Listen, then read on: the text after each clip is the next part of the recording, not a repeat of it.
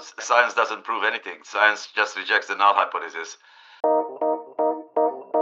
Failures are a very good part of a scientist's life. Resilience to failure is the most important ingredient for a scientist. So, the thought is a delayed action. The thought is a deferred action. The thought is only as useful as its utility in the future. The brain does not represent the world. What it does, its internal dynamic and its equipment is able to allow the organism to explore the world and live and survive.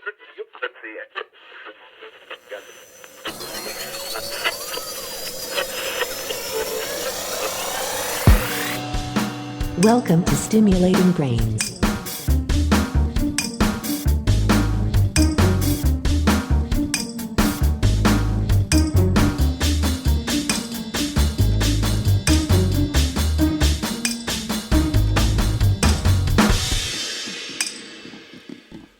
Hi, this is Ruoyu, one of the producers of the podcast.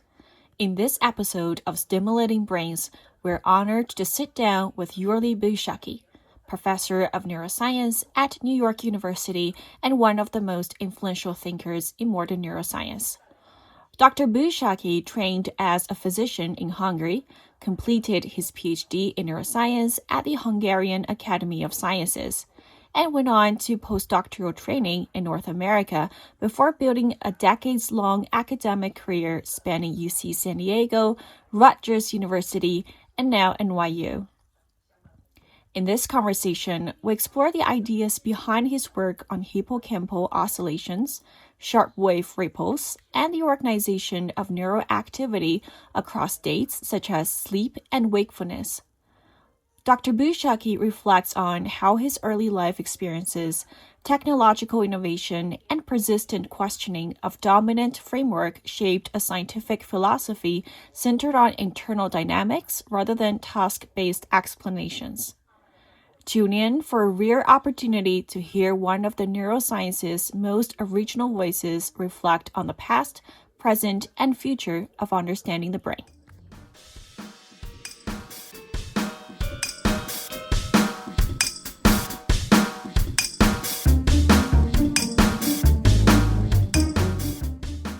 So thank you so much, Dr. Buzsáki, for taking part in this interview. It's a big honor to be able to talk to you in depth.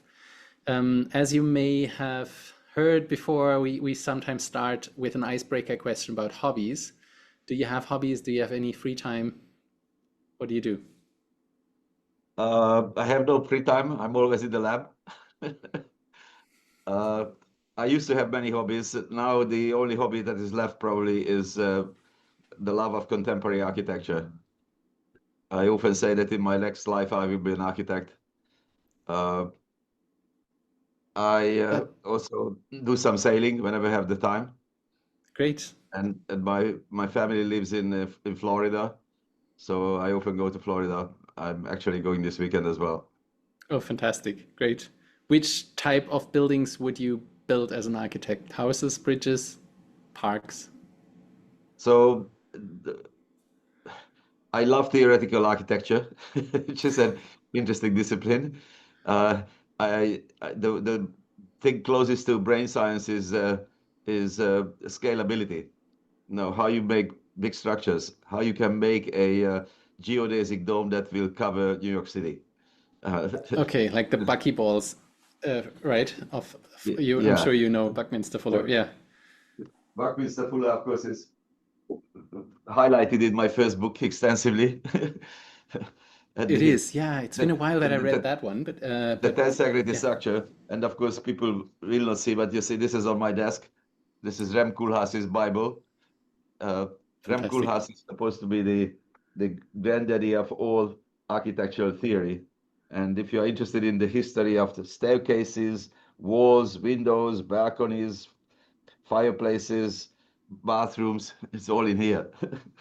Fantastic. That's really really great. Didn't know that. Glad to hear. So another I icebreaker also question built a is, house. you build a house? Yeah. Your own? Well, it's an exaggeration that I built, but I put a lot of effort. I built my furniture and I co-designed it. It was fun. So you do seem to have some time. It's working with interesting people is always a good thing. So the person who did my staircase was actually a master degree person in philosophy from Princeton, but Oh, he changed profession and he's a carpenter. that's fantastic. And that house is in New York, I assume, or in the Oh, it's periphery? in New Jersey. The sad New thing Jersey. is that we had to sell it, so it's no longer in Okay, our property. got it. All right. Another quick icebreaker. Is the brain becoming clearer or just more complicated? The brain doesn't change very much. In the last 100 years, I 100,000 meant years, it in didn't your, change sorry, much. in your over time, while you learn things. Well, this is the nature of science. The more you know, the more you ask. Yeah. Science doesn't prove anything. Science just rejects the null hypothesis. So you have to buy into this frustration at the very end of your career. If you think as a graduate student that in my next 5 years I will figure out the brain, then you are in the wrong profession. Yeah, I think that's even in the beginning of your career, the same thing, right? Probably. Exactly. Will we understand the universe? What is understanding? And what Exactly. is the Yeah. level? Uh, you can say that understanding means that I can explain it to my mother-in-law. Do we understand the brain in the same way how I can describe the Henle loop of the kidney? That would be No. cool. Yeah, would be cool. Unlikely. Okay, great. So you grew up, so a bit about your personal history. You grew up in communist Hungary, got into serious trouble as a rebellious youth, and then crossed the Iron Curtain twice, I read. How did that shape your relationship with authority? Is it possible to summarize this part of your life somehow? Um, Wherever you grow up, upbringing is part of your history. Yeah. I'm grateful that I had that history. Uh, Many people say in our business that the reason why there are so many people in neuroscience who are working in with interneurons are coming from Hungary is because we were under a suppressed regime, and inhibition is one of those mechanisms that may be there. Also, I was exposed to very different philosophies, very different worldviews. The Hungarian language is a funny language, so Yes. your brain is shaped differently, and when you are transported or teleported into a different environment, all of a sudden you face interesting things and your uncertainties increase. But with time, you start viewing things from multiple views.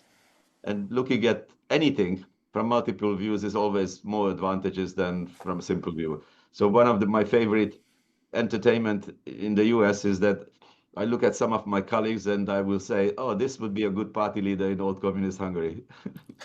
Because Interesting. All right. So I have in the light of this, different views. I have one dear friend, my age that also grew up in Hungary. She's called Lila Horvath, also was in neuroscience once, and I asked her for a guest question, and she asked, growing up in early years of post-socialist Hungary, I often felt that independent and critical thinking were not actively encouraged in school. When I later moved to Germany and then to the United States, one of my biggest challenges was allowing myself to ask questions without limitations.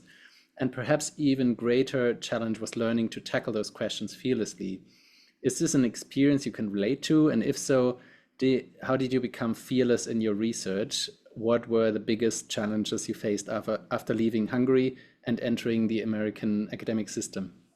wow, that's a long question. uh, Memories are reconstructions, Yeah, so they are not faithful. It's very easy to interpret what happened, but when it's happening, you don't interpret. Uh, in retrospect, I'm very grateful to this communist system because okay, it offered opportunities that I wouldn't have otherwise, such as I learned the Morse code. great. I became obsessed with information transmission early on because of that. I learned about feedback, feed-forward inhibition because I built radios and antennas and so on. So many many of the my obsession in neuroscience actually can be tied back to my early days when I was part of this radio club. And this radio club where I belonged to was a Young Pioneers organization initially, and that was a paramilitary club. So, it was, you could fly an airplane for free.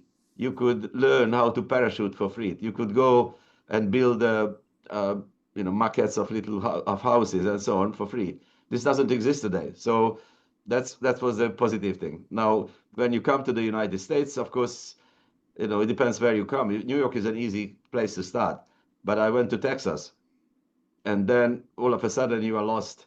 In a European city, you want to buy, you go for your shopping ground, and you have to buy milk, uh, newspaper, pencils, and so on. Then you find it in one area.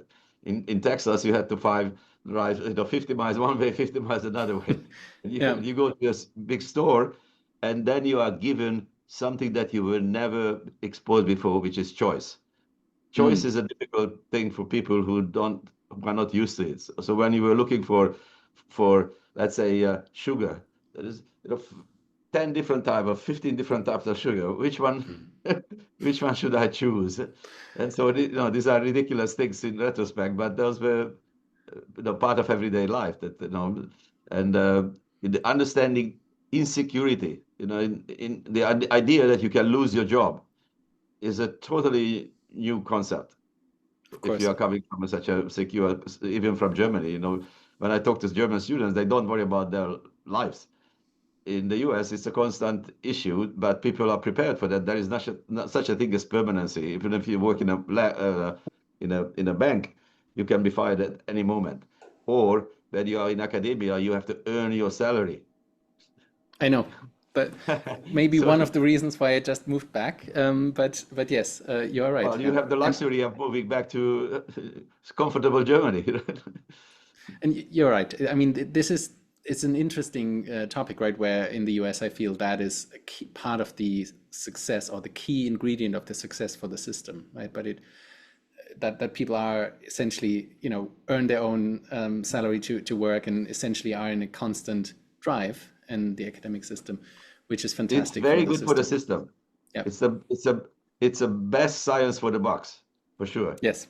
But for for for being one of those you know players of neuroscience who have uncertainty, when you have a small child, and you don't even know what will going next year, whether you can pay the rent and so on. This is Yeah. these were exciting times. I'm sure you mean in your life, right? When you Yeah, arrived. of Yeah. course. Okay. We go in the morning and you look at your daughter and said, "My God, what kind of father you are? You can't even pay the rent, perhaps in the next month." Hmm.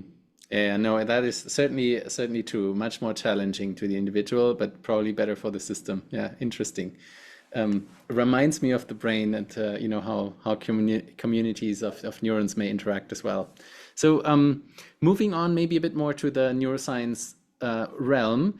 I've also talked to a few of your trainees or ex-trainees, and one thing they said is that you've always seem to have been one step ahead of the curve. So, for example, your ex-trainee Anna Maslarova asked, how do you develop new probes and recording techniques? Because she seemed that you were really one step ahead with disruptive experimental ideas. You've done, in her words, crazy brain graft surgeries, quote unquote, in the 80s and 90s, pioneered high density probes, and continued to drive, adapt, and develop the most advanced technologies. How and why? Well, when you are a good Formula One driver, then you get a silver medal. That's a pretty good thing. Yes. But in science, if you discover something the second time, it's totally useless. So, so you have to be first. You have to get there, and the technology is one of those things. Many people realize I don't want to say seriously what I say because it's not quite true. But the science moves much forward faster when you have new methods, new ways of looking at things. So methods, in a sense, drive the science. It's not true, you know. On the short run, it's true. So uh, back in my days, uh, you know, there was EEG, scalp recording. That was 16 channels. You know, that was the standard. And there was single cell recording, or one LFP, and we had ridiculous technology back then. But you knew already because physics told you that the local field potentials, for example, are understandable. That's the simplest thing. There is no limit of understanding there because it's simple biophysics. But in order to make it presentable, you have to do the measurements. And how do you do measurement? It has to be simultaneous. We call it depth profiles and things like that. So you were looking for options, and you made ridiculous electrodes, you know, with multiple sides. But then the problem was, it was a small animal, and the higher the impedance of the electrode was, the bigger the noise was. Field effect transistors came about only in the late 70s, 60s, 70s. So again, back in communist Hungary, getting a FET was almost impossible. So I'm very grateful to many of my current and old friends who came from the West and brought me stuff that I could use. I met an extraordinarily nice guy uh, by the name of Otto Prohaska, who was a postdoc in University of Michigan, and he founded Otto Sensors in Vienna. He married an American woman who wanted to become an opera singer, so that was the reason why they moved there. And then I got a glass electrode with 8 sites. That was revolutionary. Fantastic. Eight sites. And that was the first simultaneously measured local field potential convergence called current source density analysis. And so when I came to the US, I had the good fortune to meet Ken Wise at University of Michigan, who came from Stanford, and he already got infected a little bit by neuroscience. So he was very much motivated of making tools for neuroscientists, but he didn't get buyers, according to him. I was the buyer. Okay. And I was ready, you know. Before I came to US, I have done current source density analysis in a ridiculous way that I had a reference electrode, a movable electrode, and the animal had to run 500 times in the same direction. And then every single measure, you did successive measurements and pretended that those successively measured field potential were simultaneous. Of course, not very high precision, but so the tool were there, the ideas were there, you just needed technology. So that was a extraordinarily nice collaboration that is still going on, not with him, but he retired and so on, but his student, who is now the leader of the MEMS Technology Center there. So having a good partner is a great thing. And so, Who were other key mentors or turning points in your career? well, Endre Grostian is my hero, who was my mentor in Hungary. Then my postdoctoral mentor in Canada, Kees van der Wolf. Uh, one of my closest friends is Rusty Gage, who is our trajectories went in totally different directions. But back in the early days when I met him in Texas, and then we worked together in Sweden in the Anders Björklund laboratory. Those were interesting times because we were addressing the brain from multiple directions, asking interesting questions. And indeed, I had a detour, as many neuroscientists back then, to do brain tissue transplantations and learn that without neuromodulators, everything is just burst and pause, burst and pause. And there's a lot of lessons from those experiments for today's human organoids. There's a lot of noise about organoids, which is good. There is no method that doesn't teach you something.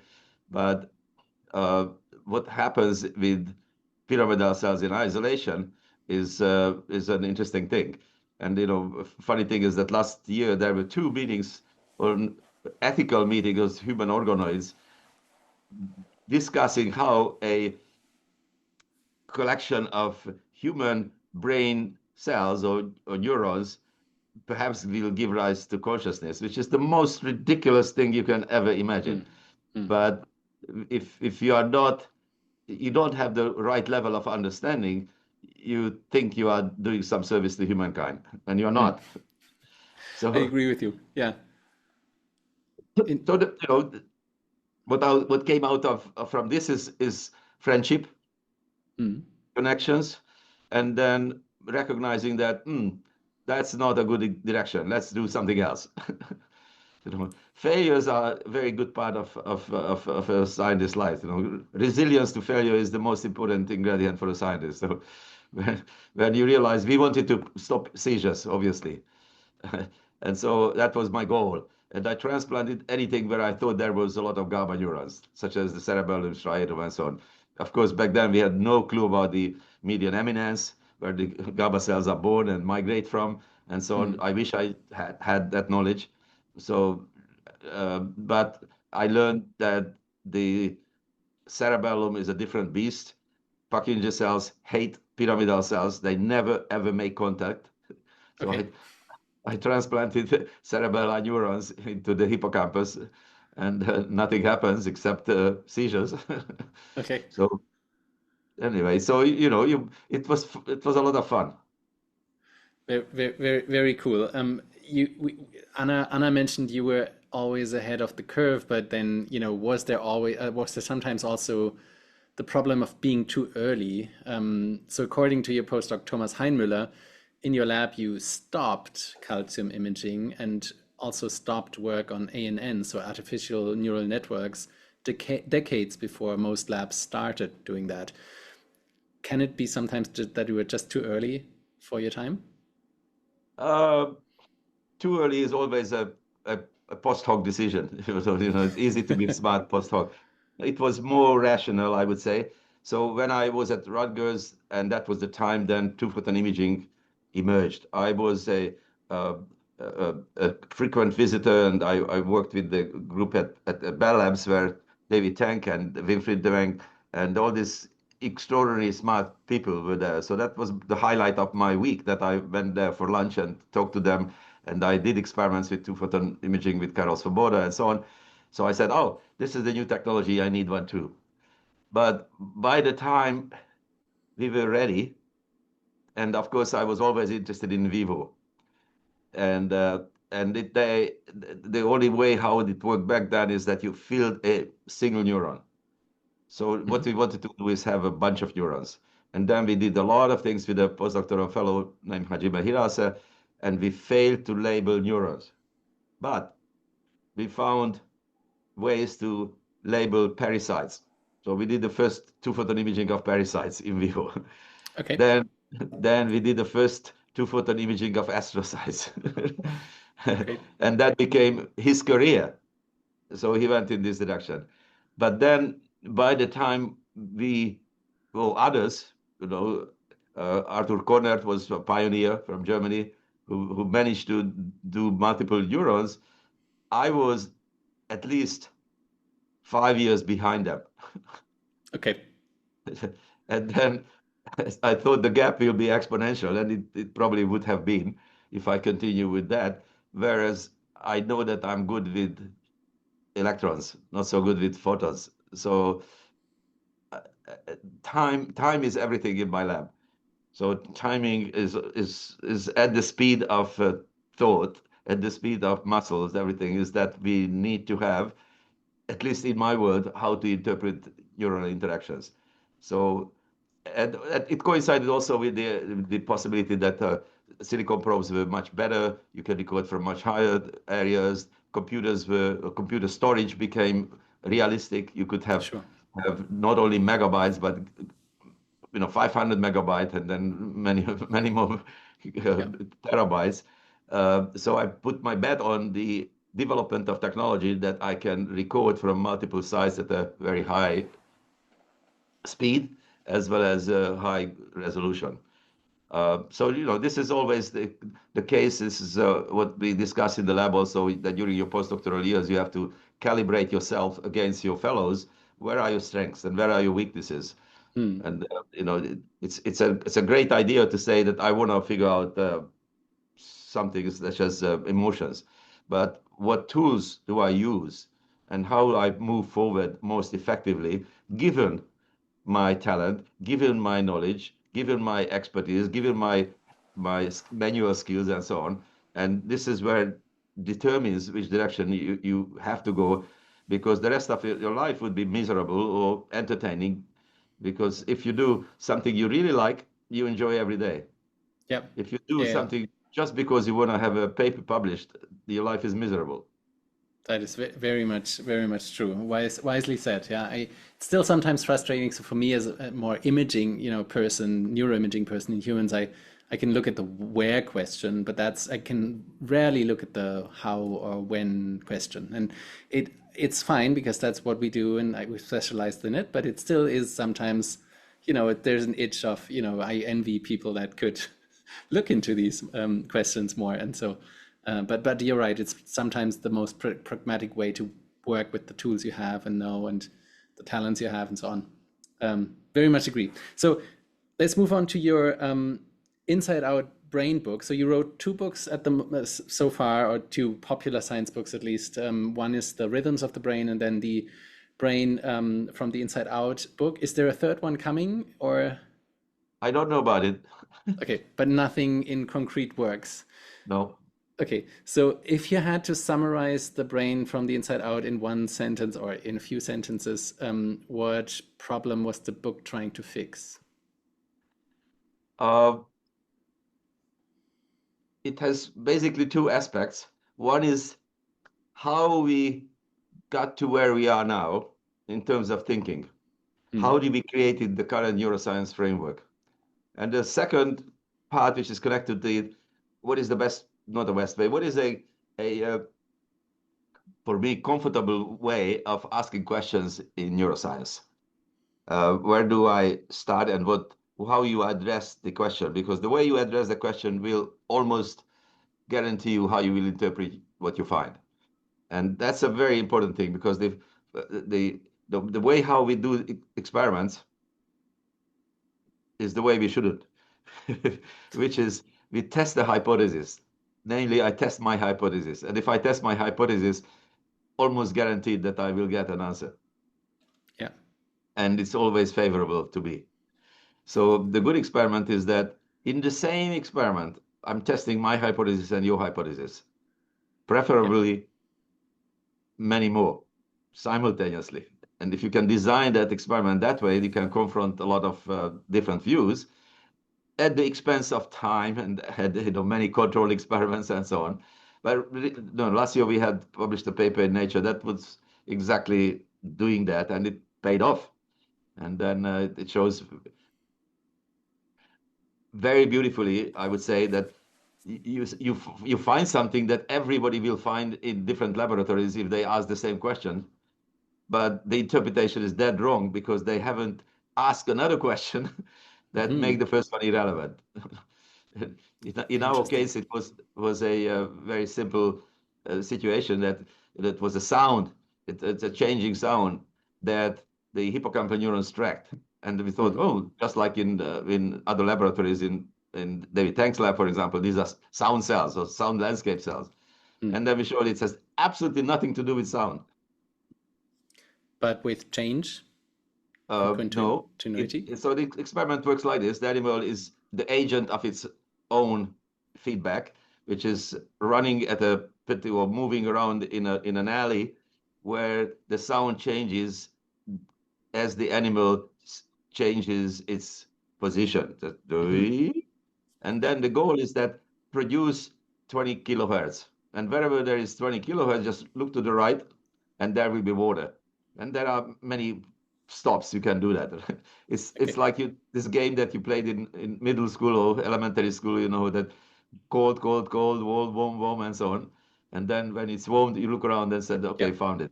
So this is applied to the rodent, and then you see an extraordinary perfect correlation with sound. But then you can terminate the sound at 4 kilohertz instead of going up, and nothing happened in the hippocampus. Okay, so the neurons change as if the sound went on because the animal was moving, right? Okay. Yeah. Okay. So it encodes space rather than sound. No, no No. space at all. That we should have said. Wrong. I stopped guessing now. It was the animal's action. Okay, it was the animal's planned action, and we also showed that it's not a reward per se, because we had 6 sports, and the animals' motor movements, the licking was exactly the same in all the ones. But in one case, the probability of finding water was 100%. The others was lower and lower and lower, and that probability, or that uncertainty, or that expectancy, is what was driving the neurons rather than the water per se. So very interesting. This became clear only because we have done multiple experiments and multiple exposures and multiple controls. So this, I think, this is what I advertise in the Inside Out. Yeah. That you have to ground your knowledge with something. Maybe the one paragraph summary of this is that what we do is you observe brain activity, whether it's your favorite ball signal or unit firing or whatever, and then you present something to the brain. Yeah. And then you, and only you, the observer, is looking the relationship between the two. Yeah. But that requires an external observer, interpreter, who is already biased. But the brain has no clue whatsoever about this correlation. Yeah. And then how do you know? In other words, how do neurons see? How do neurons plan, and so on? And you were looking for something else, and that something else that is available for the brain besides sensation is only action. And brain always compares. There's terms like relational brains and so on, and that's the main theme of my laboratory. Everything is a relationship in the brain, and there is no absolute things. Absolute things are all arbitrary in physics and everywhere. There are no units are made up by humans. There are, but the relationships is natural, and and this is what we have to strive for in neuroscience. That we have to know when you find a neuron that is responding to a rabbit outside, or a sound of a rabbit or whatever, then you can say, well, is this change relevant for the brain? Yeah. So you have to ask a downstream neuron, an interpreter, so to speak, whether it's important for the rest of the brain or not. The brain is so the book is so interesting and so multi-layered, right? I think you've started answering the question of summarizing the book in a way I hadn't heard before, which is essentially contrasting hypothesis-driven research, right, which is favored by NIH and others, and journals, maybe towards more exploratory science that has tons of control experiments where you essentially let the data speak more to itself, right? That might be one angle that one could pitch it. But then the other angle that I heard more classically is that, this task-based idea, right? Where the outside-in approach, so the conventional approach would be to say, we present a task, we see what happens in the neurons, and then we interpret it, right? And you say that's fundamentally flawed. And also, go back to the William James and so on, very old concepts that we have in psychology of like perception or behavior, decision making, all these things, terms that may not even have a representation in the brain. And then I think there's also this big theme in the book about the primacy of action that you just related to, right? So there's and all of these are interweaved with each other, but it's it's really rich in so many concepts, and I would say it's not even easy to summarize it, which makes sense. It's a whole book. But what I take from you now, rather to go forward, would be listen to neurons or brain activity by itself, and from that try to infer meaning of the signal, right? Not by just correlating it to a task. Or would that be fit the bill? Kind of. So the word meaning is the most difficult thing in philosophy. Yeah. And it's a good word in a sense that I know that meaning to whom. Yeah. Many of the things in the world are have to, and the only way things make sense is that you have a classifier. Now, whenever an observer, and the observer is always a classifier. What is the difference between a dog and a cat? A small dog and a big cat, the only way you know is that if you have an interest in differentiating, because it makes a difference for your life, but otherwise you just lump them together. So the naive approach, I would say, is that you present the signal and the brain is ever ready in a way how a computer is ready to respond to your commands. And everybody subconsciously knew that it's not the case. But still, we designed experiments according to this, you can say tabula rasa kind of approach, and they interpret the results accordingly. Now, this brings us to the interesting part, is that the brain is a self-organized system. We have a paper now that we asked very seriously about, how much energy budget is devoted to maintaining the brain's dynamic. And I'm asking you, give me a guess. 10%, 5%?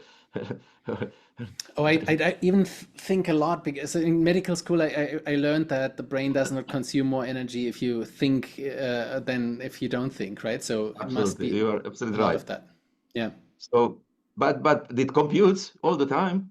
It computes when you're asleep also. So it's still the energy. But what I'm asking is that in order to maintain its own dynamic, it's an analogous question, is that what do you have to do with a neural network in order to give life? Because otherwise these are just connections and so on. And in order to give life, you have to put a lot of noise in, and then it lives for 5 seconds and it dies.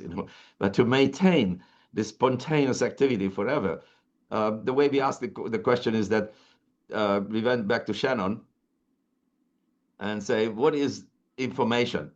Yeah. And we'll get to this perhaps a little bit later, and how you define the communication and so on. And he basically defined that a bit is not in information. The information is between at least 2 bits. So the intervals are there. And of course, the intervals then have to be read something. So now you go into the brain and said, do we have a mechanism to read out a burst of neurons, burst of spikes? Yes.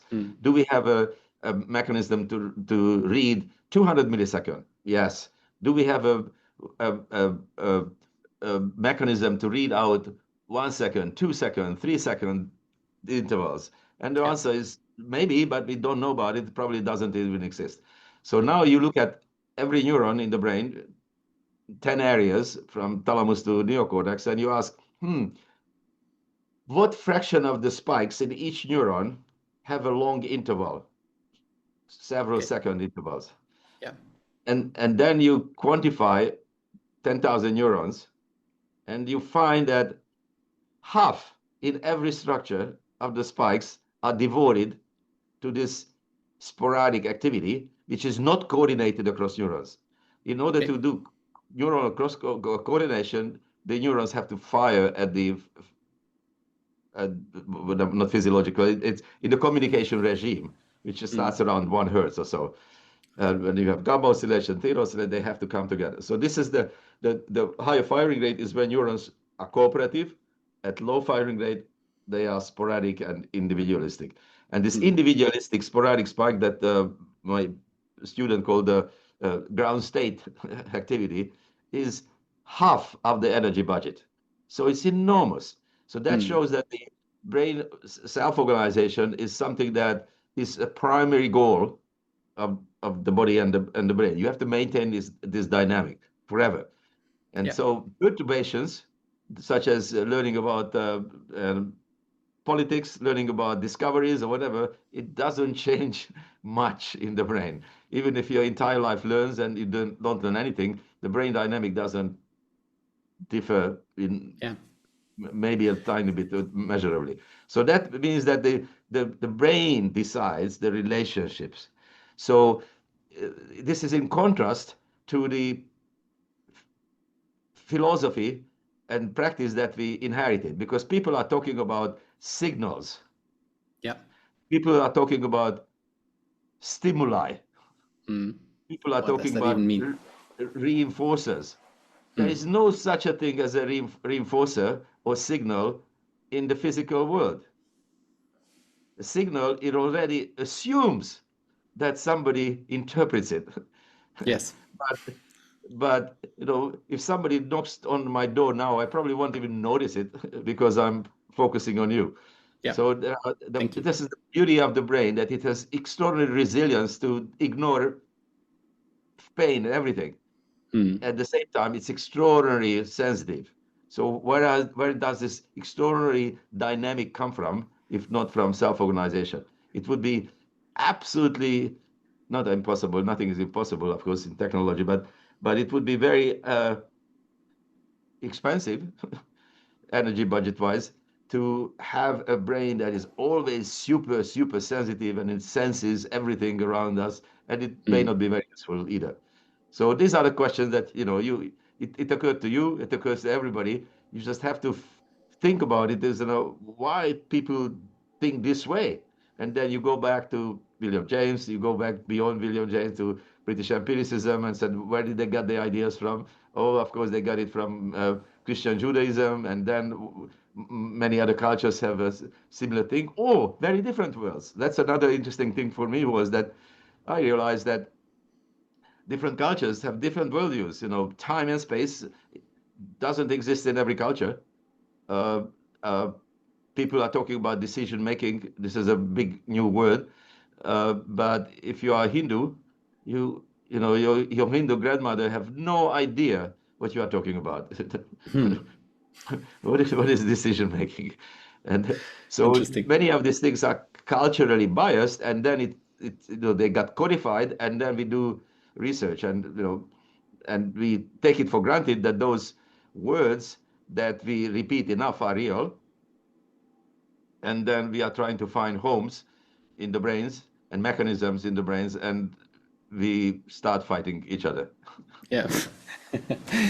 So you just mentioned it would be impossible, or like what way too not sustainable if the brain was always very sensitive to everything, right? Wouldn't really work. The opposite could be that, you could even imagine an not dead, but no activity neural network that just based on the sensory stimuli coming in, it fires up and does stuff, right? So that maybe would have this standard arc of sensation, some processing, and then an action that we sometimes see in textbooks. And first of all, that's certainly not how the brain works, right? We all agree. Maybe the idea is rather that it's a bit like a boxer player that tipples around all the time and keeps active. Maybe that's even an image you had in your book, or I heard it somewhere else, but that is always active and tipples around, and then may deliver a punch at the right moment, but also might be tippling in the wrong way and then may not be able to do so, right? So it has to, there's a ground activity there to respond. First of all, am I getting that right? And then second, maybe as an analogy, if you open up ChatGPT and ask for a prompt, so these artificial neural networks, they are really dead while nothing happens. And then the stimulus is right in, it does processing and it produces output. So that seems to maintain such a system where you don't need, at least in the current implementations, need some ground activity. Any thoughts on these points? Yeah. So we are tempting to always make parallels with technology, and we say, oh, well, this mechanism is like, and then you can be brave enough, like Konrad Lorenz, the ethologist, to say, oh, I can explain motivation by the toilet flush. You build up energy, you pull, and it comes out, and so on. This is how aggression works. It's a nice analogy, and then we always say what it is. And the computers were an analogy of the brain, and now AI is the analogy of the brain, and the AI is trying to be brain inspired. Most of it is at the moment, I would say, lip service, because it is based on the wrong brain model. I would say the right brain model would be the one that is having its own dynamic and maintaining, but such AI model doesn't exist. And you're absolutely right that the current work is responding only when there is an input. Now, there's nothing wrong with that. Sure. It can do so many things so much better than you and I. So why do we want to strive to build a brain when we have 7 billion of them already? I agree with you. No, it was more like an example So, of how a neural you know, network yeah. could work So like that. I think it's no. We were inspired by birds, and we built aeroplanes, but they are not birds. Yes.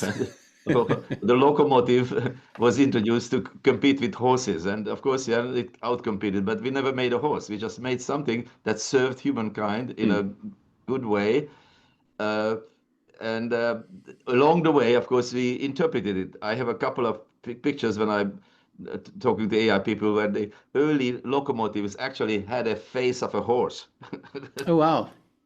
Interesting. just to make the driver home the point that these are strong horses. Yeah. So we do it all the time. We always have analogies. In our European thinking, there are not too many ways how you can define the world. You can use Aristotelian logic, which is you start with a genus proximum, that is the next closest group. So oh, this you call it an iPhone, but you can say this is a communication device. Now you know the communication device. And then you have the differential specifics as that this is the one that I can hold in my hand, blah, blah, blah, blah, blah. The other way is metaphors. Yeah. And that's the repertoire. There is nothing really else. So you use metaphors when you got stuck with the Aristotelian logic, such as when you are defining difficult things in physics or difficult things in neuroscience, such as consciousness, because there is no more general category. So you cannot say where it is. Then you say, oh, consciousness is like a flow of the river or some nice metaphor. Interesting. That might really be the reason why there were so many analogies for the brain over the years, right? With telegraphs and with telephones and everything. So because it is so complicated and because there's probably no superior category. That makes sense. Because the human mind and every mind of every animal works by, as I said, relationship. The only way you can ground the unknown is to ground it to the known.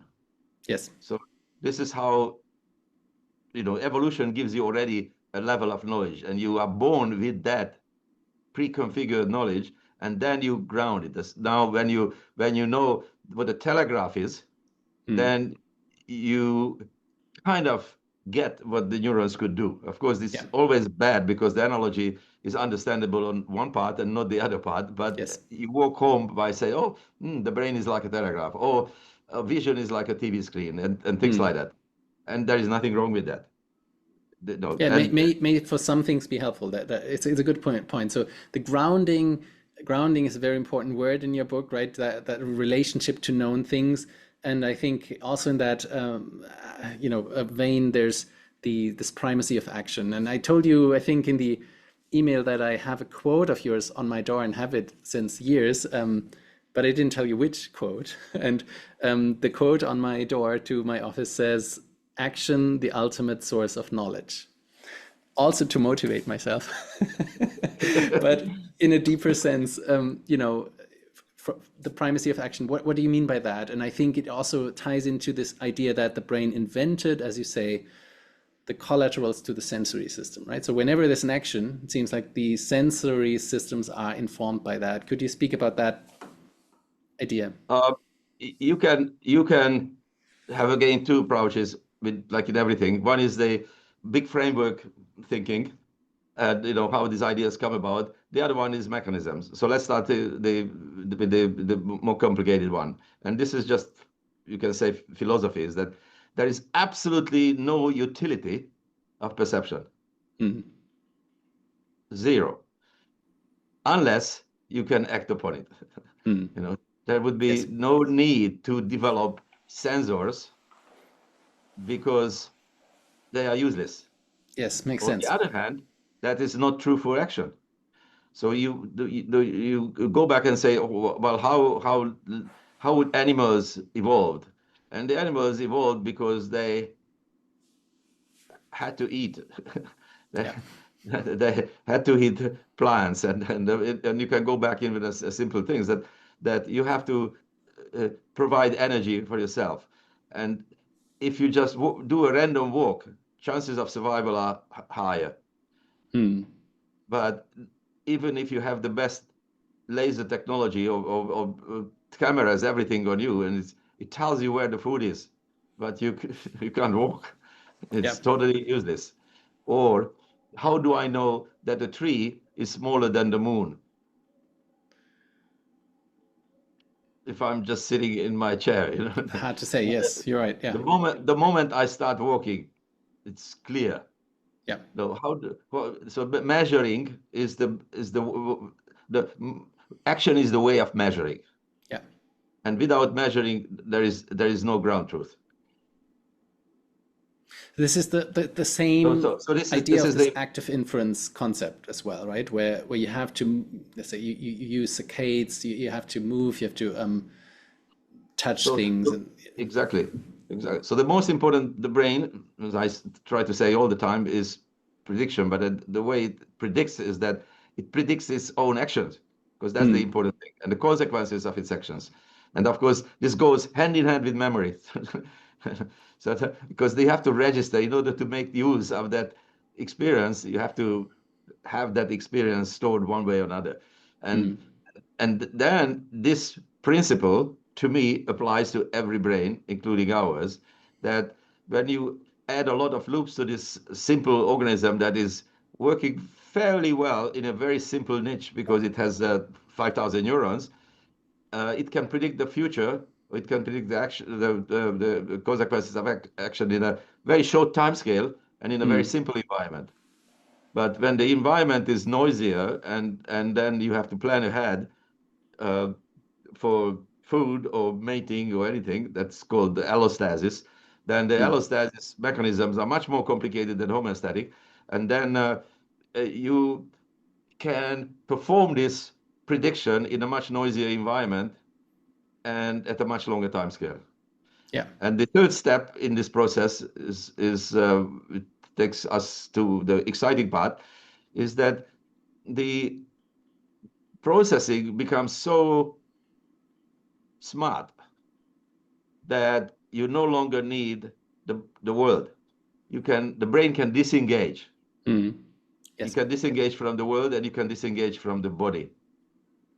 And then you can do, and for only for one reason, which I mention in a second, you can do what if scenarios in your thoughts without acting out. And the reason why you can do that is because of von Holz and Mittelstadt, two Germans, Yes. who invented what in America we call corollary discharge. That was an extraordinary insight showing that it's not, as you rightly pointed out, that it's not input, processing, and output. Yeah. But every single time the agent generates an output, it will send a return envelope to the rest of the brain, to the sensory system and everywhere, informing that whatever you see next is my action, the consequences of my action. This is apart from the philosophy and everything, this is an extraordinary recognition. And what I did is I just generalized it to higher levels.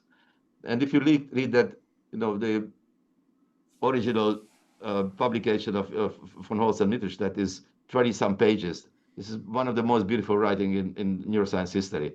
That is, they thought about almost everything I'm preaching about, because they thought how it could be used for at many levels of brain organization, and it is used in many levels of brain organization.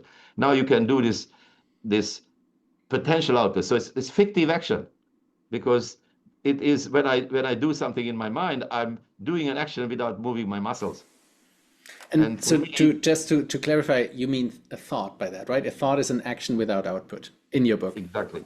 The thought is a delayed action. The thought is a deferred action. The thought is only as useful as its utility in the future. Yeah, makes sense. If I have a thought that is bizarre, I will be treated by psychiatrist. But if it is something that is actually translatable, and the important thing is that the evaluated choice of that action is better than the alternatives, that's you can call thinking, you know, Yeah. and the foundation of all this is action. And if you look at just the brain anatomy and say, oh, action part, sensory part, front and back and so on, the motor cortex, Yeah. inputs and outputs, and its internal organization are so similar to the prefrontal cortex. Yes. Just The they only don't go difference down, is they right? don't They stop in the midbrain somewhere. Well, but they have the same neuromodulators. They have the same kind of impulse. Agreed. Yeah. So it is, you ground your speculation also in anatomy. The only difference is that there are no bed cells. There are no corticospinal tracts, but there are these spindle neurons that are large enough in large brain animals, and they are probably evolved similarly. They just don't send the axon all the way down. Yeah. Super cool. So this, you talked a bit about two things. One was phylogenetic refinement, or like the idea of, studying, of course, simpler organisms and over time, then seeing what came on top. The other point was that you talked about homostasis and allostasis. And it reminded me of something Paul Cizek said, who I also had on the show before, where he essentially, I think, summarized theories of hypothalamus researchers, where essentially the homeostatic part of it was almost done pretty soon because it's comparably simple, but the allostatic part that tried to control the environment about others, where control the environment, the external environment, essentially, in his words, mushroomed out a whole basal ganglia and the cortex. So his and it based on Puelle's, I think mainly Puelle's ideas of the hypothalamus, where the entire thing that we now call pallium and basal ganglia and cortex came out of that piece of the hypothalamus that required so much compute. And he would even say that even something like language, or maybe studying at the MIT, and all these complex things we do are still a function of trying to control our environment. Language, like controlling your thoughts, or like thinking about aligning our thoughts together, right? Where that might be the ultimate function of the brain, and it just never stops, right? It's a question that will never be solved entirely, while maybe bodily functions, homeostatic functions, are comparably simple. Does that resonate with you?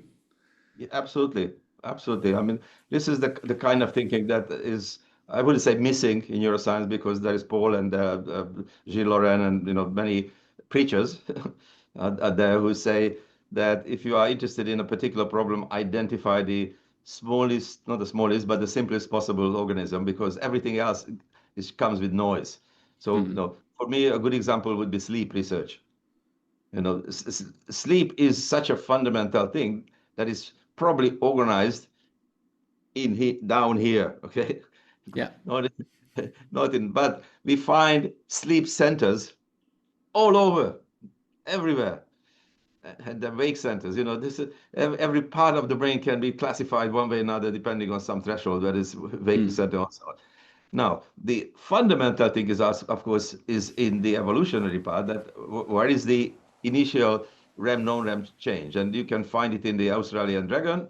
Then you don't think about the neocortex. But I know that my grant is rejected, or my paper is rejected. I will not sleep the same way tonight than I did yesterday. So there is the loops are always serving and controlling what happens deeper. And that's why, there are many people, you may have good friends that you can tell them that, well, they tell themselves they have to catch a plane 6 o'clock in the morning, they have to wake up at 4 o'clock, and they wake up at 4 o'clock without an alarm clock. Yes. And so that's an interesting thing. What do you say to your endocrine system? We wake up usually because of the cortisol level increases. That how you increase cortisol level at your will 4 hours in advance. So this is where you need this allostatic complication that comes in. And of course, it comes with very interesting questions, which is one of my favorite that I ask from students is that, okay, the pre-Butzinger nucleus, which is the breathing center, has a few hundred neurons in the mouse. But in a whale or in a human, it has tens of thousands. Mm-hmm. But it controls the same number of intercostal muscle, the diaphragm, and so on. Why do you need so many neurons? Or I can ask, why locus ceruleus, which provides norepinephrine to the brain and the spinal cord, why the numbers scale with the size of the brain? Mm. And if you ask molecular biologist colleagues, then you say, oh, there is a gene that is the scaling gene, and so on and so on. But it's not right. The answer is that you have the choice. Either you make extraordinarily large neurons that can pump norepinephrine to various places, but Mm-hmm. that's not the key part. The key part is that the new part of the brain that is added always wants to have access to the old part. Mm. And in order Yes. to Oh, have yeah. access to there's only way is to control is to multiply neurons. So it's no wonder, for example, we were surprised initially that we went to the VTA and recorded from the VTA dopaminergic neurons, and they responded to smell. Mm-hmm. They place fields of dopamine neurons. Yeah. They had all sorts of funny things. Well, they But added the teacher, right, of the or the critic of the basal ganglia to some or to yeah. They need to somehow have lots of input because they're key in deciding, or like they don't decide, but the system decides with them as the output function of whether something was a good thing or maybe not so good thing, right? So you're right, they must, it wouldn't be the same number of neurons wouldn't work because of the inputs, probably, right? Yeah. So it's interesting you mentioned the basal ganglia, because the basal ganglia are like the cerebellum. With all my respect and all the beauty of the cerebellum and the basal ganglia, they are dead. They are dead in a sense that they don't do anything on their own. And the True. reason why don't they have, because they don't have recurrences. And if you don't have recurrences, recurrent excitation typically, or some kind of maintenance of spontaneous activity, then you don't have persistent activity, which is the essence of brain activity, that you've got a stimulus and the life of activity in the brain is much longer than it survives. But the basal ganglia doesn't do a thing because it's all GABA without the neocortex. It They has to borrow be. it from they borrow the life from the other systems. Yeah, exactly. Together So that's they a live. tabula rasa. So the Yeah, tabula okay. rasa I get it. Yeah. example would be the cerebellum, extraordinarily useful structure. Please don't attack me for saying this, but it developed for a different purpose. Yeah, makes sense. So if action comes first, what is perception really doing? Knowing that perception doesn't exist. It does enormous enrichment to our lives, enormous enrichment. But the perception is again utility based. Again, we had recently a paper, and we managed to have a two sentence at the end of the discussion that I'm still surprised that we could get away with them, which is that the brain does not represent the world.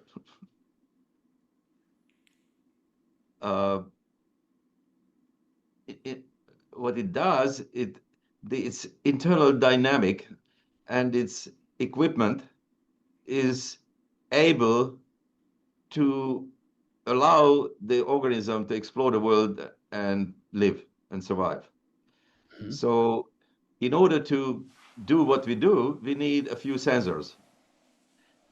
And we are not in the deep sea, we are not in caves. Natural thing is vision, Yeah.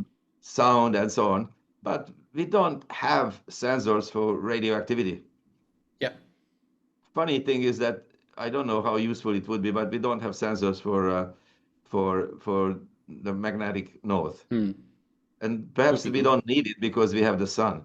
So you do all these things for the utility.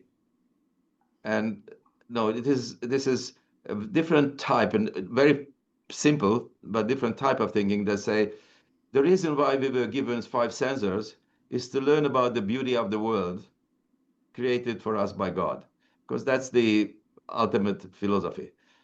And so that's a interesting idea if the framework exists. Yeah. You mean if If God it doesn't, exists? if it doesn't, then you have to think about it differently. But Yeah. even then, you follow the New Testament, and you will find that uh, help yourself, and God will help you too. So action comes in also as a very helpful corollary, because it's Yeah. not enough to see. At least you have to do something else. Makes sense. There is, there's a side topic. I think there's a body hacker subculture where people implant themselves magnet sensors, right, to the fingertips, for example. People do that, and then they could, walk around and sense metal from a distance. And very interesting, but also, of course, I dangerous. have it here. Great. I can show you here. This is it. The camera is zoomed. I don't see it. Sorry. Oh yeah, it's not the camera. You stick it to your chest, Yeah. and this is the device. Then in a day, you feel like the ring on your finger. You don't notice it, except when you focus on it. It's like your heartbeat. This becomes your part of the body. And I said, oh, which is north? And you can turn north. You can buy it in Canada for $200. So that's Fantastic. an interesting thing, that you can incorporate stuff like a phantom limb and so on automatically Yeah, in the a very brain short time. will learn very quickly. Yeah, it's the same with the reversal, like the goggles you have that But reverse. only Right? Sorry, the go ahead. truth comes through action, right? Yes. The moment you said, "Oh, is it my limb?" Because your sense is stimulating me, I'm not so sure. After a while, I fool myself. But the moment I move an inch, it's trivial to know. It's a good point. Yeah, I mean the compass sensor might even be a really good example for that, because there's the body, like, or the brain would not know anything about, but it will sense and then incorporate it as a natural signal. And I found it super interesting when I had like my babies at home, and they would start moving their hands, and at some time you realize they now see something moving in front of them, right? So they had to really make sense of this trivial signal and patch these things together, right? That they were the actors here at all, right? I think they did not know that in the very beginning. They would move things, and then they would also maybe perceive motion, but grounding that together was a learning thing. I think. I mean, couldn't, of course, just observe them from the outside, but it didn't feel like they had to really learn that from scratch, I felt.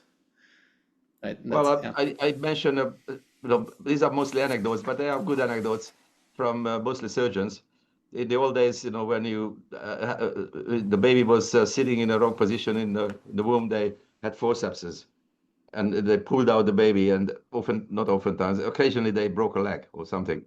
So then they put a cast on the baby's leg. And Yeah. I had family members that were panicking and so on, because they had positive Babinski reflex, and the baby didn't feel the touch, and they Yeah. were panicking. And then they went to talk to the surgeon who did the casting, and he said, "It's ridiculous. We will remove it, and everything will be normal." And that's exactly what happened. The moment the limb started to move, sensation sensation emerged. Yeah. So Interesting. Yeah. this is a very striking example in humans, in human babies, Yeah. that indeed sensation is secondary to action. You mentioned the tabula rasa view, and you reject the tabula rasa view. What is that, and what exactly is pre-configured in the brain? So it's not me, everybody. I don't know any serious neuroscientist or even a novice who would say tabula rasa is the brain. Can you briefly mention what it even means, please, Okay, just for the listeners? a blank slate or Yeah. a piece of paper as many people said before, is that it's a white paper and you have to draw something on it, and that will be information. But initially, it's empty. Yeah. We arrive with an empty mind, Yeah. and then this mind can be enriched by whatever we learn. And so nobody believes in that. But what I observed and demonstrated through a couple of paragraphs in my book, that even the most serious experiments are designed by this idea, and the interpretation of the experiments, experimental findings, are within this scope. So this is why I attacked it. And I have good examples in my talks, that I take giants such as Alan Turing, exactly said this, that the brain is like a stationery that you can buy around the corner, and then you can write it. It's not so long ago. Or Sperry, Roger Sperry, Nobel laureate, said very similar thing, that everything is similar. Or even John Hopfield. Yeah. They said everything is similar. And that's so far from the truth. Everything is different in the brain. The So distributions can are you enormous. clarify? What do you mean by that? Similar versus So in the different. Hopfield network, which of course is highly praised and fantastic, but the idea is that you can do magic with large number of similar elements with similar connectivity. Okay. Got And it. the AI is a perfect example of that. Yeah. But the brain seemed to figure out that even in the simplest brain, Yeah. diversity or different, it's called component diversity. The component diversity is the primary drive. Yeah. I remember I had talks with Yves Marder and others, who kind of jokingly said, we can't figure out the gastric ganglion control with 8 neurons, and you're trying to explain the human brain or mammalian brain. But in reality, it's not a huge leap, because what happened in the human brain is that, maybe there are 20 different types of cells, maybe 100 different types of cells, depending on how you classify them. But the big thing is that some of them multiplied by the billions or millions. But that's not an exponential increase of complexity, because the diversity, the component diversity, was already present in a very simple brain. And that's why it is so difficult to understand even a simple brain. Yeah. So that's what I meant by saying that, yes, you can build fantastic devices and performance from similar elements, but the brain is not like that. No, the picture that you see behind you is that, well, I look at the distribution of axon calibers. It has a wide 4 orders of magnitude distribution, from tiny fibers to giant 10 microfibers in the human corpus callosum. So why is that? There's a lot of just function already ingrained by the structure, right? So it's not just a mush of squishy neurons that are randomly wired together, right? It already has a lot of organization, just how it's wired up, that must imply It function. comes with a lot of constraints, but a lot of readiness, and a lot of bias, and a lot of abilities. And this is something that we are beginning to understand, and there are extraordinarily good programs, and because people realize that this is very important. Now, when it comes to understanding, then you start perturbing. But when you perturb such a complex system, that's called perturbation. Some people call it causal neuroscience, which is ridiculous in my mind, Okay. because finding causes in a complex system is much more hopeless than finding a needle in a haystack. Good point. Yeah. I when I studied medicine, I found it a very crazy idea, but it is true that our immune system essentially builds structures against anything that could arise, right? So the antibodies that are essentially pre-configured to but it will build anything that could potentially come as a foreign component to get into our body. And it's an unintuitive way of doing that, right? I felt like there should be rather a detection system that knows everything that the body has, and then anything that's not that would maybe get attacked. But it actually implements it by building millions and millions of antibodies that could, for things that could arise, right? And that also has, of course, implications for autoimmune systems, allergies, and so on. And I think that analogy is a bit similar to what you come up with pre-configured things that, like states of the brain that Exactly. are there from the beginning and then are grounded to things that happen. So maybe brain states, network activity. Could you talk a bit about that idea? Oh, very well said. And it's not by chance that immunologists like Jerry Edelman were on the right track.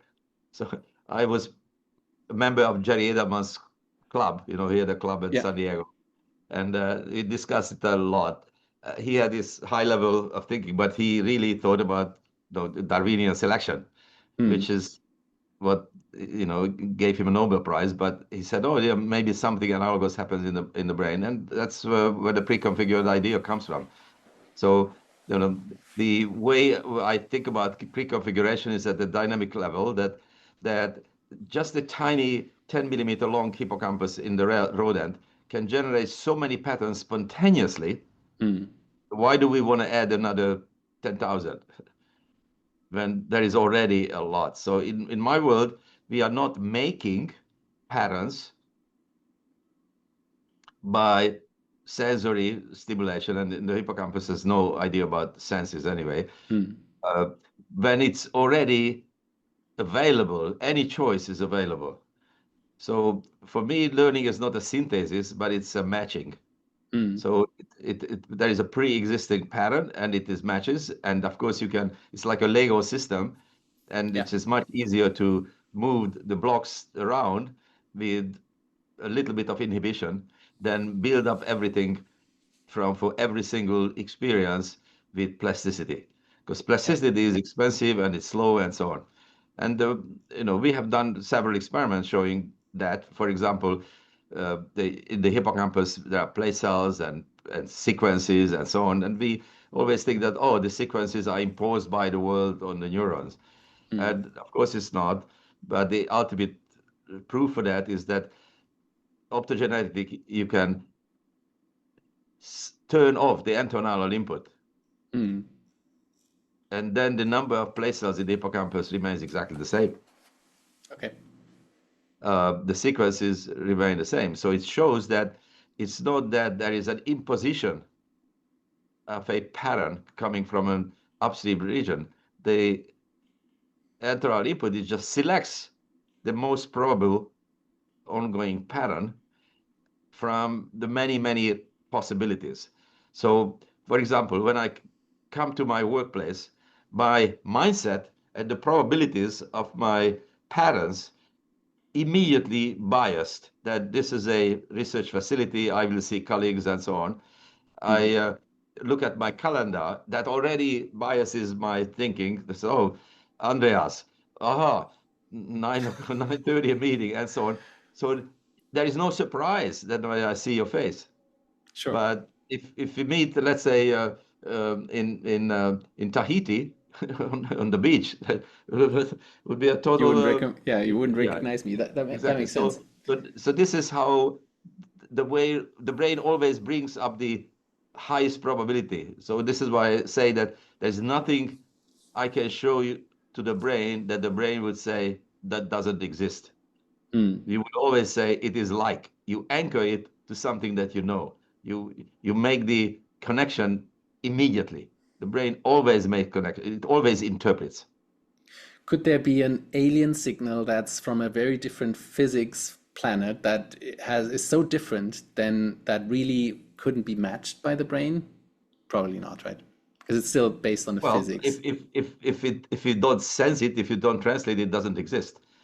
The moment you prescribe it by equations, that's already something you can sense. You make it sound, or you make it possible to touch, then we are back to our realm of possibilities. Yeah, makes sense. Okay, fantastic. So essentially, there's there's probability, and in the developing brains, I think your example when you came into the office, that's a fully trained brain, right? So, but what about in the beginning when it's a baby or so? You would still think that there are these states essentially randomly browse around through the brain activity, and then maybe there's a sensory input coming in that matches something that's already there, and then it's grounded to that thing, or like to that action, probably mainly. Is that how it starts? And you build it up. We already from have there. our phylogenetic knowledge, which is enormous, right? Yeah, In true. every animal. But then we can go back to Piaget, but many developmental psychologists that said, well, the way how babies learn is not the way we learn German as an adult, but they learn through action.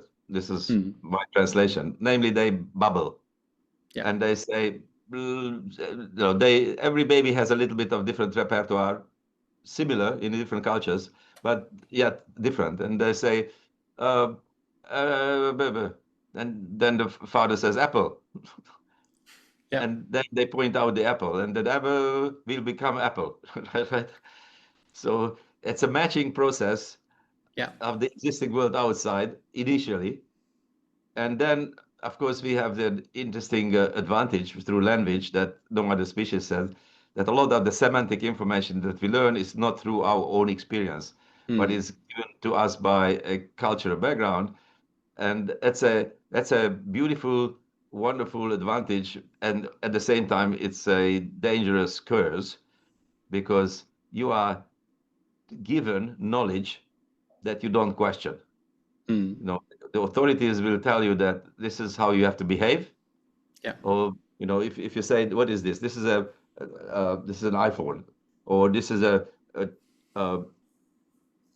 mouse. I have no or USB. And I don't even know what the heck the USB is. But I know the utility and so on, and I don't ask it anymore. But you said God, and they comes from an authority and explain me what it is, then I start believing in it without questioning it. Or Republicans are bad, Democrats are good, and if I'm told by an authority, then I don't question it. I forget it. I accept it. The same thing when I said there is stimulus, there is a signal, there is a choice, there is free will, and all these things. This is because we have language, and language allows to learn semantic knowledge without grounding, without our own experiences. So it is an interesting way, and it's almost reverses after you start speaking than initially, because initially it's just an output matched to the existing world. Interesting. You brought up babbling from the baby yourself, but we all know that they understand way longer before they start speaking, right? So their repertoire of understanding is much richer. So how does that tie into that primacy of action for you? Still the action of the parents, probably? So understanding is an interesting problem. What is understanding? Responding is easy. Yeah. Right. But understanding is a deep word. Well, example is you couldn't ask like a baby that wouldn't yet speak. You could say, "Where's the lamp?" and it would point to it, right? So you have some proof it at least has the semantic knowledge of a lamp. So here the experiments are lacking, obviously. But my Gedanke experiment is that if the baby could never move, if its eyes were frozen,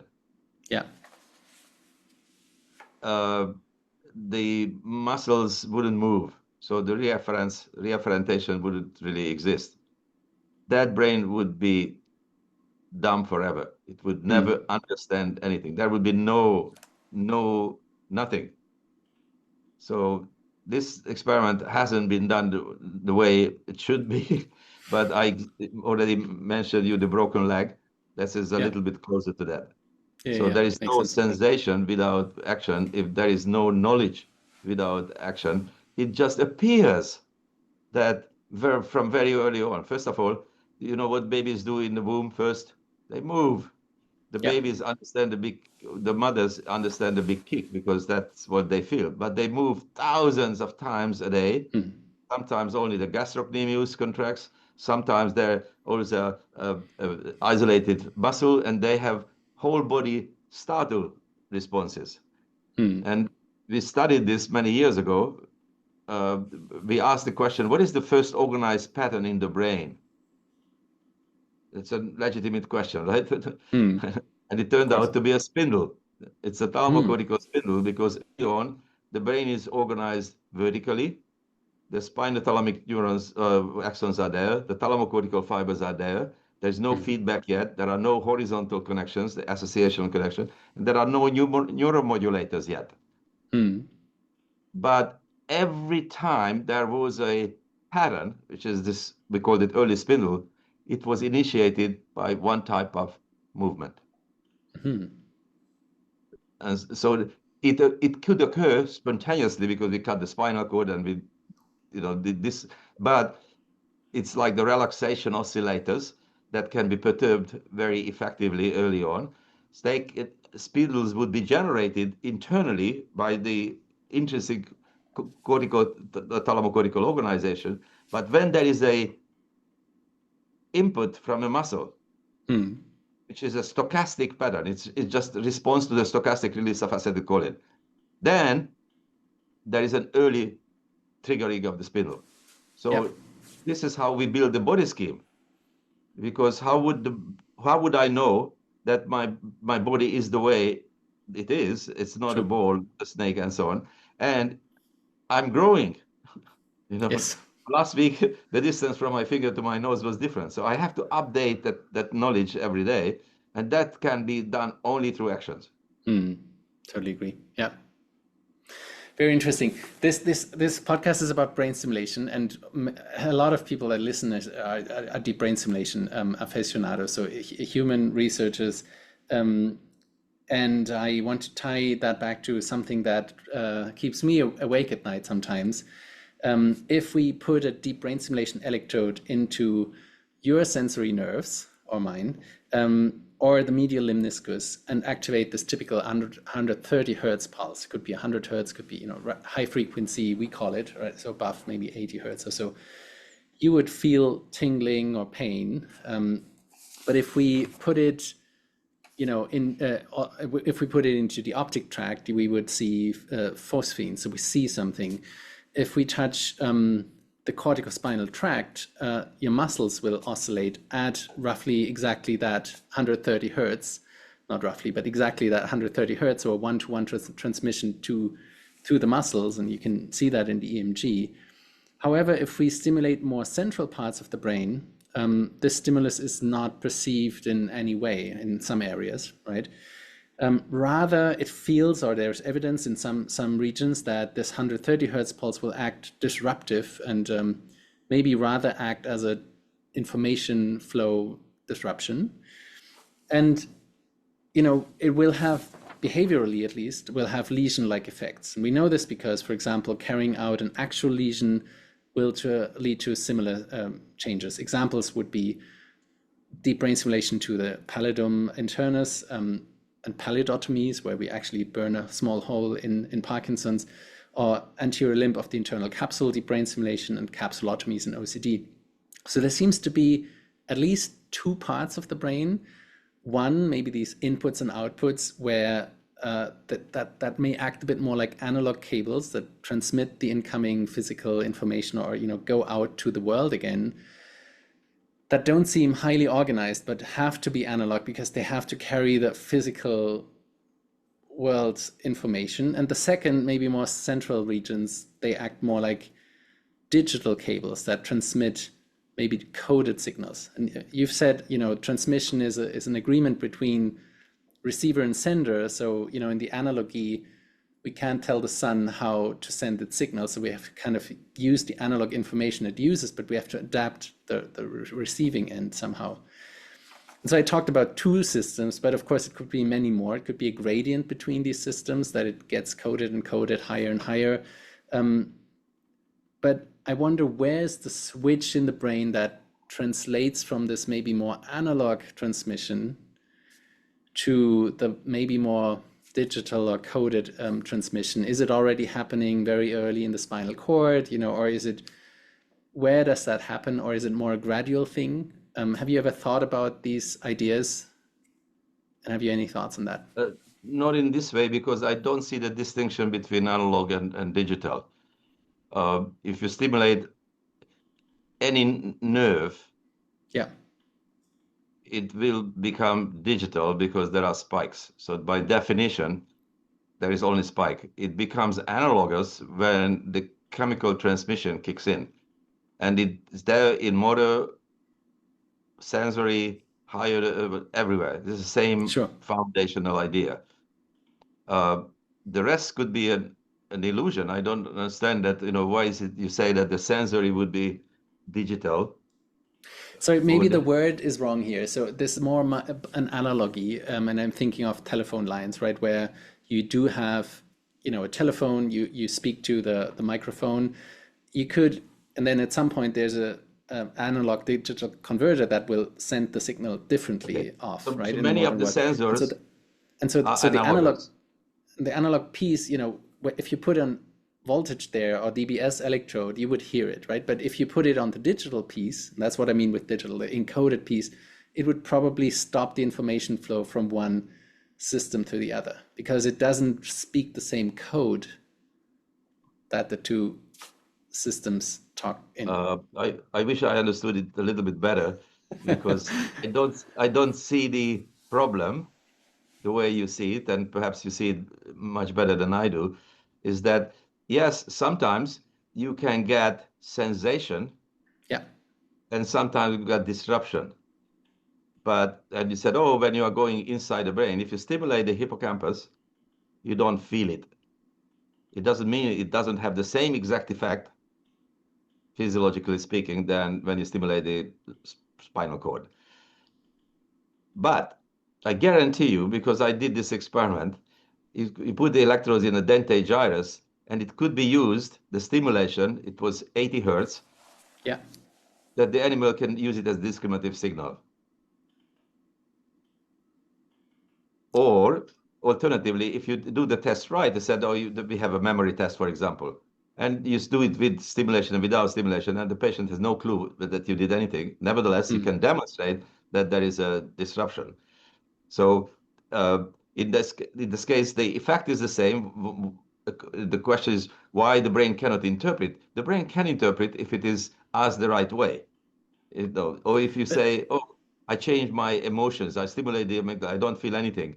But maybe you expose the person to an emotional signal, a lot of the same stimulation can have an impact that you can measure. Yeah. So I mean, it's interesting that you picked the two examples that I sometimes see as the exceptions is exactly the cerebellum, which also projects feed-forward type to the thalamus that would then go to the more apical dendrites in the neocortex, and then the hippocampus is also one, like you call it the librarian of the brain, right? You can actually induce sometimes flashbacks with the brain stimulation in that system, where all of a sudden a distant memory will pop up in your brain, right? So there are stimulatory behaviors maybe in these two systems too, but maybe think more of the highest order, associative cortices. If we stimulate in these regions, we typically don't induce anything that's meaningful or that can be perceived, but probably we'd rather act lesion-like. We disrupt the information flow because I think, but that's what I'm asking, right? My hypothesis would be that the code is complexer there. There's the simple pulse is essentially rather filtered out or disrupts things rather than being interpreted by the receiver in a meaningful way. While the same could not be said for the spinal cord, sensory nerves that maybe are used to interpret any signal that comes in and feel any signal that comes in. I begin to understand the problem. I would say there is nothing to do with the nature of the stimulation, and it's nothing to do with the immediate effect, but it has something to do with the embedding. Yes, where is that 100%. thing is Yeah, yeah. embedded. And if it's embedded in a complicated structure, let's say prefrontal cortex or hippocampus, then my answer is that the hippocampus has no clue about modality. Yeah. I just gave you an example about that. It doesn't know where the information came from. All it knows that if something comes up, it has to interpret whether it's novel or not novel, and so on. So maybe it's the answer that the hippocampus is not made to feel anything Yeah. or interpret anything except that, oh, is it known or not known?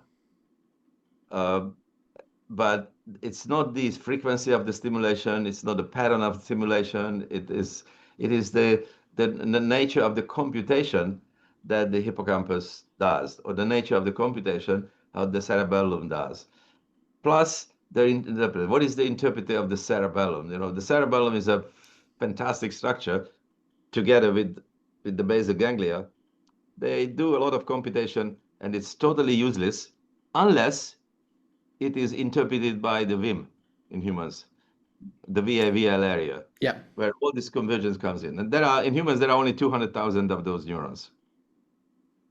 So this is a huge, huge bottleneck. You've got billions and billions of neurons. And of course, the computation in the cerebellum is local. So it's not all the billions are involved in everything.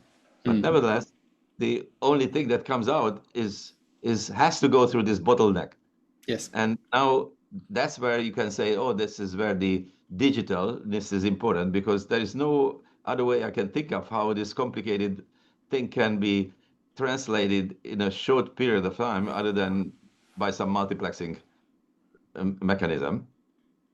So maybe the goal of this computation is a little bit different than, let's say, the prefrontal cortex.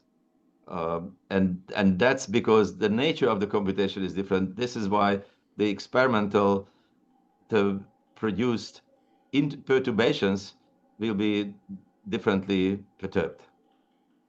Yeah, so I mean, it's just it seems like a pattern to me that this more stimulatory, quote unquote, effects of high frequency stimulation are typically in the inputs and outputs, with maybe some exceptions like hippocampus. Also outputs, because you can also stimulate, of course, the motor neurons, and then you have muscle activity that directly matches it. But the more lesion-like effects, where really behaviorally it is the same thing as doing an actual lesion, for example, subthalamic nucleus, deep brain stimulation, or a lesion to the same structure will help Parkinson's. It seems to be a very similar effect behaviorally. That doesn't mean it's the same effect, but in the brain. But it seems like a disruptive effect that stops information or disrupts information flow, meaningful information flow through these structures. And if they're dysfunctional, that can be a good thing, right? If they're somehow, but why is the effect of high frequency stimulation in these structures so different, and where exactly does the change occur? I don't know, but I mean, the answer you gave is very interesting with the bottleneck of the VAM. I have to think about that some more. That's I don't want to pretend that I'm an expert in this area, and I'd rather not give an answer. I can speculate, but it will be as good speculation as anybody's.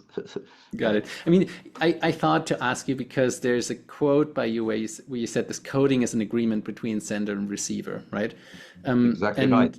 And you have, even as a kid, as you mentioned, thought a lot about communication and radio and so on.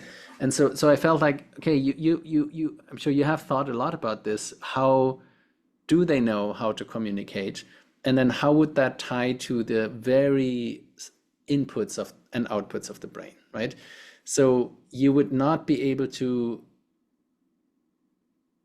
find a system with the muscle, for example, by oscillation or synchrony, because the muscle is passive. But the neuron the upstream neuron will still have to figure out how to talk to it, right? And it is a pretty analog, quote unquote, right? Analog code, because it essentially has to activate or not activate, right? There's not an encoded message there that the muscle interprets, but it is pretty raw signal, right? But it's not raw everywhere in the brain, and somewhere I think these things have to be translated or have to, shift in how they're encoded. You see, we have problems with words. Your row and my row probably means something different. Yeah, probably. and that's a problem with language. But what I said is that indeed there is a communication is an agreement between the sender and receiver. This is not my idea, of course. This is the fundamental of any communication. There has to be a cipher. Without a cipher, there is no understanding or no message can be sent. Now, the most important thing of any communication system that stuff such as action potential should be packaged into short and long messages. And you have to know, not you, but the interpreter or the receiver has to know where is the beginning and the end of the message. In Morse code, the most difficult thing to learn is where the silence is. And what is the difference between tita and ti-ta? and now in human communication, it's a little bit easier because we've got many sounds and we've got 30 letters or so in 30 some letters in many cultures. And that's a large repertoire already. But if our interview would have been one long word without full stops and without punctuations, it would be very difficult to comprehend. Now, think about just bits rather than different sound. Then it would be impossible. Yeah. So now, one way to think about it is that the sender has to have at least a minimal knowledge is where is the beginning and where is the end. Yeah. And here's the problem of current neuroscience is that when it is happening from here to there in time, that happens in the brain from here to there in space. These are called traveling waves. So just imagine that we have a alien who is looking at the activity of humans with a fantastic sensor, let's say noise, but he cannot see the world. It just has the sensors, and he puts a bunch of sensors. And if everything is lumped together, then no sense will be there because humans are overall active 24 hours a day somewhere. But then if the person says that, one sensor, actually, the activity happens earlier, the other one is later, then that's already an embarrassment because said, why is that things happen here? Yeah. But the moment it will be discovered that the world rotates, then it said, it makes sense. In Germany, you already had your lunchtime. And I have to wait a few more hours to get there. That is exactly what happens for example, in the hippocampus, that in 70 milliseconds, the activity travels from the dorsal to the ventral hippocampus. That is terminated by an increase of inhibition. That's the full stop. Yeah. And so it's like in human language, unless you wait to the end of this last word of the sentence, the meaning of the sentence can be changed dramatically. Yes. So that applies also to the reader. In this case, let's say the neocortex. That neocortexial reader has to be informed about the length of the package, whether it's a gamma oscillation or theta oscillation and so on. And the only way to do it is to coordinate. And it typically happens through interneurons that we and others show that indeed the hippocampal theta is not prominent in the neocortex, but the interneurons are timed very effectively by that. So indeed, that's the kind of communication that is a prerequisite of any kind of thing that you call meaning, understanding, and so on, or even sensory information. Same thing when it goes out. I think it's what is his name? Peter Benzer is the fastest piano player in the Guinness Book of Record, and it is 11 hertz. But no, maybe 12, I don't know, but it cannot be faster than the cerebral rhythm. Okay? and you cannot supersede the cerebral rhythm.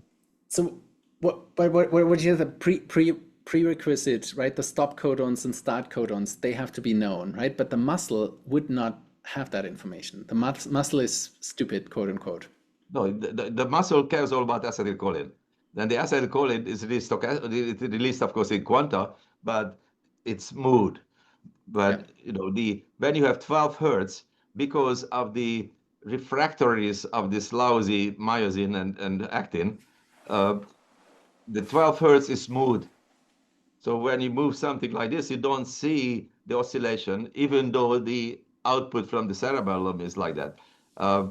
You learn this early on in physiology class, which I taught. That you stimulate the muscle of a frog at 1 hertz, 2 hertz, 3 hertz, and you see the tetanus. We call it the tetanus. Remember, the tetanus is when the things are becoming smooth, because the interpreter, the translator, the actuator cannot follow that frequency. And when it doesn't follow the frequency, it becomes smooth. So your digital to analog maybe has something to do is whether the reader is capable of resolving things at 50 hertz, 100 hertz, 200 hertz. No neural mechanism is known to read out more than 600 hertz. Certainly not. Very interesting. Do sensory nerves oscillate too? Do sensory nerves oscillate too? Like, do they send the information up in oscillatory form? I don't know whether, for example, the rods or cones would have their own life. I wouldn't be surprised, but it's certainly not very high frequency because it would be probably calcium. But I know that even isolated pieces of guts, they have their 1 minute. I used to call it ultra slow, but they renamed it for infraslow oscillation now. That happens everywhere, and that's automatic or autonomous for the muscle, but it happens in the autonomic nervous system everywhere. And you can say that the reafferentation is a sensor, but whether I don't know. What is your guess? Maybe it's in the literature, which I didn't read. That I don't know. I mean, I thought no, right? The nerves themselves would probably not oscillate, but it's a very good question, and we can probably find out. But yeah, to me, you know, one idea of this maybe switch could have been that things become more synchronous and oscillatory, like big neural populations in the higher order cortex seem to fire very synchronously. The alternative would be that it's more about confluence of information and timing. You mentioned that things have to coincide in the right places, and if that doesn't happen anymore, stimulation can be disruptive and just destroy the entire kind of package, which might not happen in the simpler things like muscle activity or so. But I mean, in the interest of time, I think we have to slowly close to not take too much of your time. I want to ask a few more rapid questions. So one thing, you know, with 10 more minutes probably, your ex-trainee Anna Maslova told me that you're not using your office. Currently you are, but you're not using your office, but prefer to sit in the lab right next to the workshop, which is the noisiest part of the lab, and where everybody can come and talk to you anytime. You are also available always to have lunch with the lab members. How do you run the lab, and what is important to you in your team? So when you come and visit, I can show you my office where I'm sitting now, and I can brag about the view and things like that. But it is 50 steps away from the lab. And that's a barrier. You know, in anatomy or molecular biology, it probably doesn't matter. Maybe in your business it doesn't. But in physiology it does. You know, when you hear an interneuron or there is some pattern, so the graduate students walks to your office and you are not there. It tries it again, but gives up the third time. So again, this is the issue about being ever ready for something. And the receiver is there all the time or not. So the simplest thing is that you are sitting next to them. So by choice, I learned how to ignore my environment. I can write, and you know, I can be perturbed anytime, and I don't mind. In fact, that's what I like when they come to me. And indeed, I chose the noisiest part of the lab, which is next to the workshop, because other people don't want to be there, except the rotating graduate students is always sitting next to me, which is initially intimidating, I was told. But after 2-3 days, it turns out that, you know, it's a it's a way of communicating. I find it very efficient, and I read a lot of social uh, interaction books that, what is the right distance. Of course, it depends on professionals. Uh, Organized crime is done differently than Yeah. Wall Street and things like that. But the distance is the right distance, about 6 feet, Oh, wow. Okay. between You could people. invite everybody into your office. That might even bring We people sit closer. around, and believe me, even there are bays. Even the different bays generate different types of social interactions. I'm sure. The Yeah. moment you have your home base as an animal, you always create a home base even in a random environment, and then you have your own team and so on. And it's wonderful to watch that. And so that's the idea that if I'm available, first of all, I tremendously enjoy Yeah. being among young people all the time. Second is that I think the efficacy is much better Sure. because they can get immediate feedback, and I'm the beneficiary of the getting the immediate information of a new graph or news observation and so on. And then we have lunch breaks, Yeah. and then we talk about the ice floating on the the Hudson. East River and things like that. Okay. And Right. Yeah. it's inevitably we start talking about complicated things like we did today with you.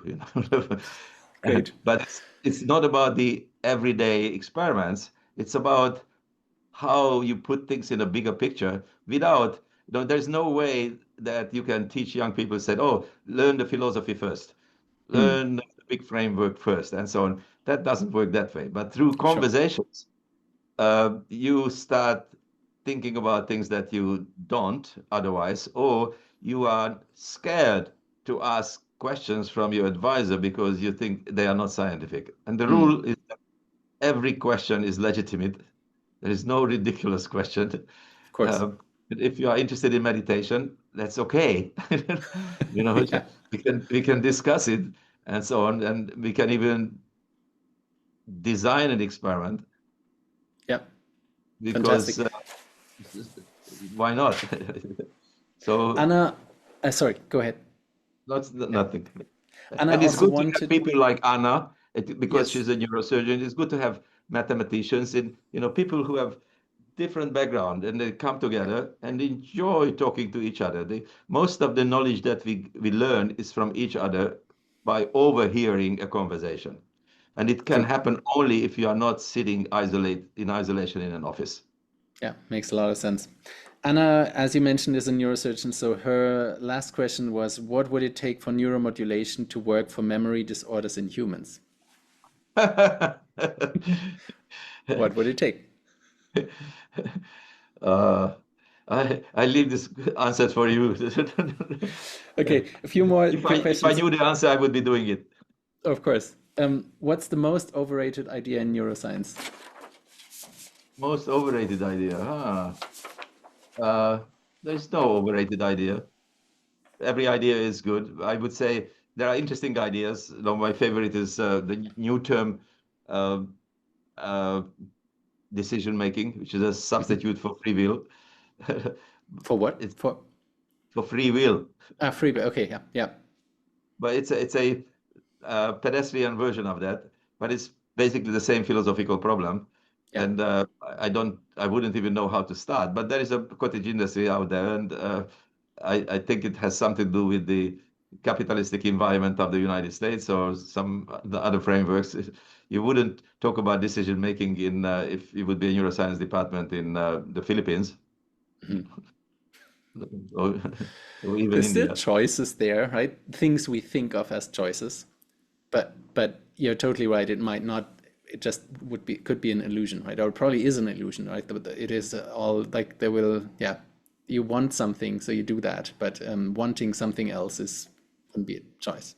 Anyways, this becomes philosophical. Not a quick question. What's the most underrated thing in neuroscience? The most underrated thing is what we haven't thought about yet. Okay, great. Think new things. the moment somebody discovers something, then we realize it's important, everybody will go after that, and it will be not overrated, but it will be legitimate. So please come up with any good ideas. I guarantee you people will listen. What's the biggest intellectual risk you took? What is the? Biggest intellectual risk you took?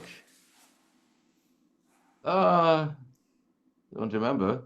I would say that when I was a postdoc, I realized that there are big waves in culture, that the only way I could get a job is if I did in vitro experiments,